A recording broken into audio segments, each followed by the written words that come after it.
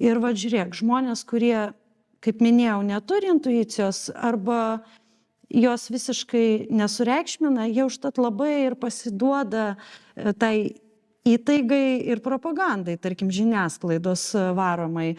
Va, taip ir gimsta, taip ir, kaip čia pasakyti, net negimsta, taip pasigamina edukuotieji šitie.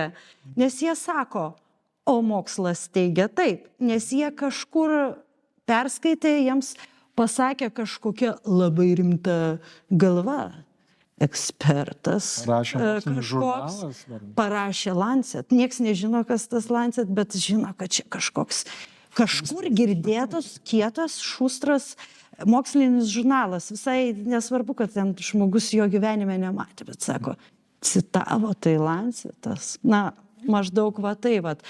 Tai tu įsivaizduok, iš vienos pusės, kaip sunku tokiems žmonėms, dėl to, kad jie nesupranta. Mums atrodo, kad sunku, manau, kad jiems lengva labai. Taip, gali būti. Jiem galbūt iš tikrųjų lengva, nes kai jie neturi atskaitos taško, jiem tikrai, vat, kaip jie yra dėžutėje ir kas nejuda dėžutėje, šitie durneliai. Tie durneliai, aš taigi čia viską žinau. O čia, kadangi man pasakė, davė instrukciją ir varau.